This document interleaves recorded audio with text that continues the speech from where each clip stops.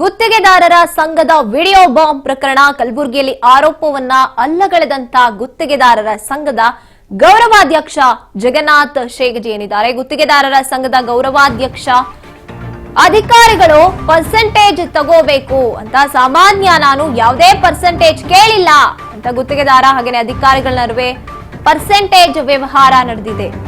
ಜಗನ್ನಾಥ ಶೇಗಜಿ ಗುತ್ತಿಗೆದಾರರ ಸಂಘದ ಗೌರವಾಧ್ಯಕ್ಷ ಆಗಿರ್ತಾನೆ.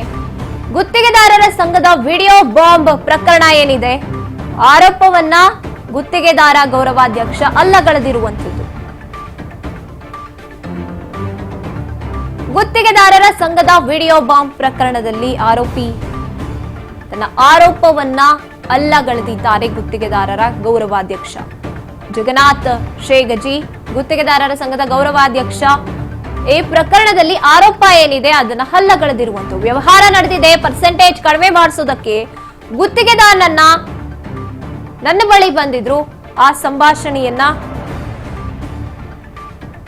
ಬಿಜೆಪಿ ಸರ್ಕಾರದ ವಿರುದ್ಧ 40% ಆರೋಪ ಮಾಡಿರತಕ್ಕಂತ ಗುತ್ತಿಗೆದಾರರ ಸಂಘದ ವಿರುದ್ಧವೇ ಇದೀಗ ಪರ್ಸೆಂಟೇಜ್ ಆರೋಪ ಕೇಳಿ ಬಂದಿರತಕ್ಕಂಥದ್ದು. ಈ ಒಂದು ವಿಚಾರವಾಗಿ ಗುತ್ತಿಗೆದಾರರ ಸಂಘದ ಗೌರವಾಧ್ಯಕ್ಷರಾಗಿರ್ತಕ್ಕಂಥ ಜಗನ್ನಾಥ್ ಶೇಗಜಿ ಅವರು ಇದೀಗ ಈ ಬಗ್ಗೆ ಮಾತಾಡೋದಕ್ಕೆ ನಮ್ಮೊಟ್ಟಿಗಿದ್ದಾರೆ. ಬನ್ನಿ ಅವರನ್ನೇ ಮಾತಾಡ್ಸೋಣ. ಸರ್, ಇದೀಗ ಈ ಒಂದು ಆರೋಪ ಕೇಳಿ ಬಂದಿರತಕ್ಕಂಥ ತಾವು ಸಾಕಷ್ಟು ಹೋರಾಟ ಮಾಡಿದಿರಿ, ಈಗ ತಮ್ಮ ವಿರುದ್ಧನೇ ಆರೋಪ ಕೇಳಿ ಬರ್ತಾ ಇದೆ, ಏನ್ ಹೇಳಕ್ ಬಯಸ್ತೀರಿ? ಸರ್, ಅದು ಏನು ನನಗೆ ಅರ್ಥ ಆಗ್ತಾ ಇಲ್ಲ. ಇದು ಏನು ಆರೋಪ, ಏನು ಸುದ್ದಿ ಅಂತೇಳಿ ನಾನು ಟೆಂಡರ್ನ ಹಾಕಿಲ್ಲ, ಅದಂಗೆ ಸಂಬಂಧವಿಲ್ಲ. ಅದು ಯಾರೋ ಇಬ್ಬರು ಟೆಂಡರ್ ಕಾಂಟ್ರಾಕ್ಟರ್ ಹಾಕೊಂಡು ಕಿಸಿಂತ ಪರ್ಸೆಂಟೇಜ್ ಮಾತಾಡ್ಕೊಂಡು ಕಿಸಿದ್ರೆ ನಾವು ಹಿಂಗೆ ಇದು ಮಾಡ್ತೀವಿ ಅಂದಾಗ ನಾನು ಚೀಫ್ ಇಂಜಿನಿಯರ್ ಹೇಳಿದ್ರು, ಹಿಂಗೆ ಮಾತಾಡ್ತಾರೆ ಅವ್ರ ಅಂತ ಅವ್ರಿಗೆ ಟೆಂಡರ್ ವಾಪಸ್ ತೋತಾರೆ ಅಂತೇಳಿ. ಹಂಗೆ ತೋತಾರೆ ಸರ್, ವಾಪಸ್ ತೊಗೊಬಿಡೋದು, ಟೆಂಡರ್ ಹೊಡಿರಿ ಅಂತ ಹೇಳಿದ್ರು. ಇಲ್ಲ ನೀವೇ ಬರೀ ಸಮಕ್ಷಮ ಅಂದರು. ಯಾಕಂತ ಹೋದನ ಹೋಗೋಣ. ಅವ್ರೇನಾದ ಒಬ್ರಿಗೆ ಫೋನ್ ಮಾಡಿದ್ರು, ಇಲ್ಲ ಸರ್ ನಾ 2.5% ಬೇಡೀನಿ, 2.5% ಕೊಡ್ತಾಲತ್ತಾರ, ನಾವು ಕಾಂಪ್ರಮೈಸ್ ಆಗ್ತೇವೆ, ನೀವು ಸ್ವಲ್ಪ ಕಡಿಮೆ ಮಾಡಿಸ್ರಿ ನಂಗೆ ಅಂತ ಫೋನ್ ಮಾಡ್ದವ ಒಬ್ಬ ಕಾಂಟ್ರಾಕ್ಟ್ರ್.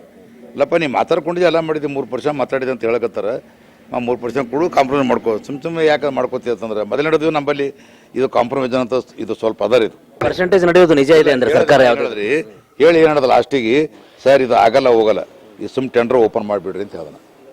ಟೆಂಡರ್ ಓಪನ್ ಮಾಡಿಬಿಡ್ರಿ ಅಂತ ಹೇಳಿ ಬಂದ್ಬಿಟ್ನ. ಅದಕ್ಕೆ ಇಂಥ ಪೀರಿಯಡ್ ದೊಡ್ಡದು ಮಾಡಿಬಿಟ್ರೆ ಅದಕ್ಕೆ ಪರ್ಸೆಂಟೇಜ್ ವ್ಯವಹಾರ ನಡೆಯುತ್ತೆ ಅಂತೀರಿ ಯಾವುದೇ ಸರ್ಕಾರ ಇದ್ರು ಕೂಡ. ನಮ್ಮ ಕಾಂಪ್ರಮೈಸ್ ಅಂತ ಸ್ವಲ್ಪ ಇರ್ತದೆ ಇದ್ರಾಗ. ಈ ಕೆಲಸ ಬಿಡ್ತೇವತ್ತಂದ್ರೆ ನಮಗೆ ಏನಾರು ಕೊಡ್ರಿ ಬಿಡ್ರಿ ಹಂಗೆ ಎಲ್ಲೋ ಕಾಲದ ಕೇಸ್ 1% 2% ರಿಂಗ್ ಮಾಡ್ಕೊಂಡು ಎಲ್ಲರೂ 4-5 ಮಂದಿ ಹಾಕಿರಂದ್ರೆ ಹಂಚ್ಕೋತಾರೆ. ಅಲ್ಲ, ಹಿಂದೆ ಕಳೆದ ಸರ್ಕಾರದಲ್ಲಿ ತಾವು ಹೋರಾಟ ಮಾಡಿದ್ರಿ ಸಾಕಷ್ಟು, ಈ ಪರ್ಸೆಂಟೇಜ್ ವಿರುದ್ಧನೇ 40% ಸರ್ಕಾರ ಅಂತ ಹೇಳಿ ಸಾಕಷ್ಟು ಹೋರಾಟ ಮಾಡಿದ್ರಿ.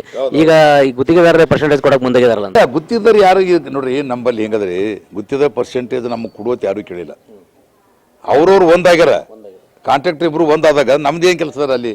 ನಮಗೇನೋ ಕಂಪ್ಲೇಂಟ್ ಬಂದ್ರೆ ಅಟ್ಟೆ, ನಾವು ನಮ್ಮ ಕೊಡೋದು ವೈಯಕ್ತಿಕ ಕೇಳಿದೇವು ಅಂದ್ರೆ ಆ ಮಾತು ಬೇರೆ. ಅಲ್ಲ, ಈಗ ವಿಡಿಯೋ ಒಂದು ವೈರಲ್ ಆಗ್ತಾ ಇದೆ, ವಿಡಿಯೋನಲ್ಲಿ ತಾವೇ ನೇರವಾಗಿ ಕೇಳಿದಿರಿ ಅನ್ನೋಂಥ ಮಾತುಗಳು ಕೇಳಿ ಬರ್ತಾ ಇದೆ. ಇಲ್ಲ ಸೋಳು ಸರ್, ಅದಕ್ಕೆ ತಿರುಚಿ ಏನೋ ಇದು ಮಾಡಿದ್ದಾರೆ.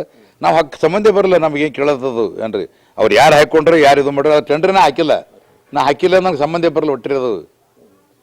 ವಿಡಿಯೋದಲ್ಲಿ ತಾವು ಕಾಣಿಸ್ತಾ ಇದ್ದೀರಿ, ಅದ್ರಲ್ಲಿ ಇದ್ದೀರಿ ಕರೆಸೇರ್ ಹೇಳೋದಲ್ರಿ, ಕರೆಸೇರ್ ನಂಗೆ ಚೀಫ್ ಇಂಜಿನಿಯರ್ ಕರೆಸೇರ್ ನಮ್ಗೆ ವಿಡಿಯೋದಲ್ಲಿ ಇದ್ದಿದ್ದು ಸತ್ಯ ವಿಡಿಯೋದಲ್ಲಿ ಸತ್ಯ, ಮಾತಾಗತ್ತೆ ಆಡಿ ಸತ್ಯ. ಈಗ ನಡೆದ ಇದು ಅವರೇ ಇವಾಗ ಚೀಫ್ ಇಂಜಿನಿಯರ್ ಕುತ್ತ ಮಾಡ್ತಾರ, ಸರ್ಕಾರ ಕುತ್ತ ಮಾಡ್ದಂಗೆ ಆಯ್ತಲ್ಲ ಸರ್ ಇದು.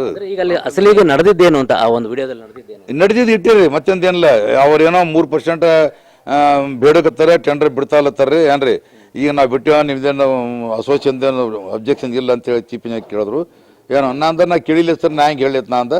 ಅಟ್ಟಡಿಗೆ ಅವ್ರು ಫೋನ್ ಮಾಡಿದ್ರು, ಅವ್ರು ಫೋನ್ ಬತ್ತ ಅವ್ರಿಗೆ, ಇಲ್ಲ ಸರ್ ನಂಗೆ ಕೇಳ್ಯಾರ 3%, ಅದಕ್ಕೆ ಏನೋ ಒಪ್ಕೊಂಡಿನಿ, ಒಂದು ಕಡಿಮೆ ಮಾಡಲಾಗತ್ತೀನಿ, ನಾ ಗರೀಬ್ ಇದ್ದೀನಿ ನೋಡಿ, ನೀವೇ ಬಂದಿರಿ ಅಧ್ಯಕ್ಷರು, ಭಾಳ ಚಲೋ ಆಯಿತು, ನಾನು ಕಡಿಮೆ ಮಾಡಲಾಗತ್ತೀನಿ, ಅದು ದಯಮಾಡಿ ನಂಗೆ ಕಡಿಮೆ ಮಾಡಿಸ್ರಿ.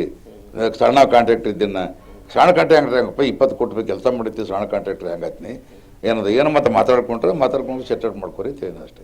ಇದಿಷ್ಟು ಗುತ್ತಿಗೆದಾರರ ಸಂಘದ ಗೌರವಾಧ್ಯಕ್ಷರಾಗಿರ್ತಕ್ಕಂಥ ಜಗನ್ನಾಥ್ ಶೇಗಜಿ ಅವರ ಮಾತುಗಳು.